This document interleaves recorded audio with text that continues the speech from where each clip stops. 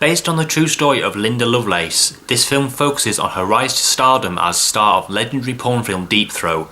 The film also focuses on her tumultuous and abusive relationship with her husband and manager, Chuck Trainer. So I managed to see this film at a advanced screening.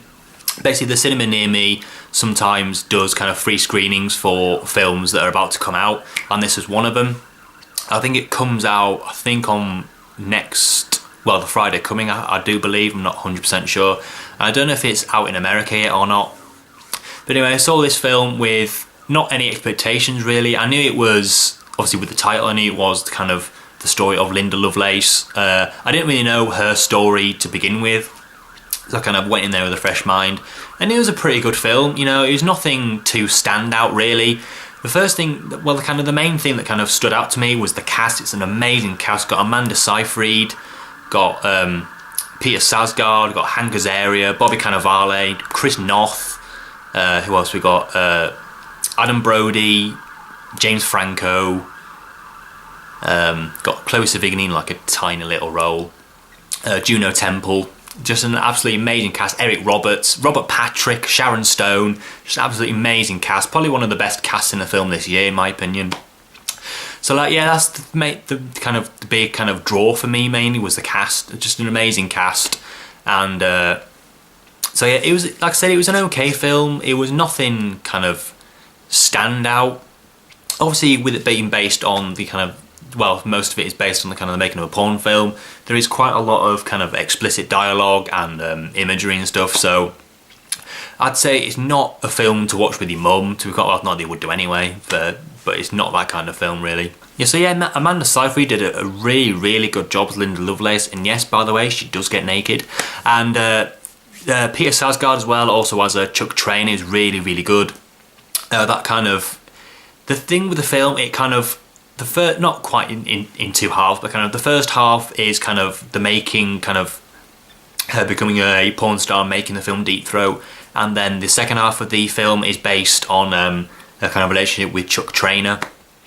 And that's what didn't really click with me about the film, was the kind of the narrative style. I mean, I think if it kind of went in like chronological order, I think it would have worked a bit better, to be honest. I mean, it just kind of felt like a film of two halves, which I didn't particularly appreciate really. I just wish that it had just gone in chronological order. But I did really like the kind of the filmic style of the film. It's very kind of 60s and 70s, kind of that kind of grittiness with the kind of great cinematography as well. It's kind of the grittiness along with like the sunshine and everything, which I think was showed off really well. I think it's really well shot. So the cast did an amazing job. There really is no weak link in this cast. I mean, Robert Patrick, in the films that he's in, he actually is absolutely amazing. Probably one of the best things in it, in my opinion. Then we've got James Franco again. I don't know what it is with him and kind of popping up in films not for very long. He's in it for about maybe 5-10 minutes playing Hugh Hefner. Then we've got Bobby Cannavale and Hank Azaria playing the kind of, I think one's a producer of the film and one's Hank Azaria is the director. Chris Noth plays the main investor in the film, and he's kind of a villain, I guess. I mean, Chris Noth is always great, and he's great in this as well. Juno Temple plays Linda's kind of high school friend, and just an amazing cast, not a weak link. Sharon Stone plays a mother. She didn't really have too much to do in it. So not too much to say about this film. Really great cast, very well shot. I didn't really notice the music. Pretty good soundtrack, but I didn't really kind of notice the soundtrack that much. I mean, there wasn't any like kind of a standout tracks in the film, to be quite honest, but pretty good soundtrack. The story was pretty good. Obviously, with biopics, kind of you have to kind of choose what to put in, what not, kind of to take out. It's not about, I think it's only about an hour and a half, so it's not anything like too extensive really. And that's the other kind of problem. Nothing is really when they're making the film, it's pretty good, but when anything else, there isn't, nothing's really kind of focused on too much. It's kind of quite a fast film really, and the fact that it's basically like two films kind of in one, which again I didn't really think quite worked. I just think that if it was told in chronological order, it would have been much better in my opinion. But like I said, pretty good film, nothing too amazing, but it's not a bad film by any means. Men of Sci-Fi did a really good job. So a solid film. It didn't nothing kind of to blow me away, no pun intended. But yeah, say nothing amazing in it. It's not, like I say, it's not a bad film, but it's not particularly an amazing film either. I'll give it a 7 out of 10. It didn't wow me at all, but it didn't kind of disappoint me that much. So I'll give it a good 7 out of 10.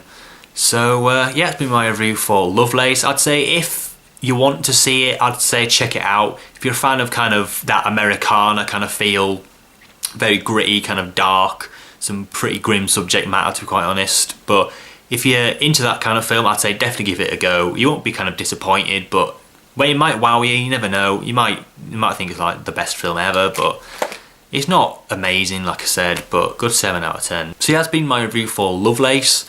As always, more reviews coming in the future. If you did like this review, please like and comment down below. And if you didn't like the review, please dislike and comment down below. And until next time, I'll see you in my next review. Thanks for watching.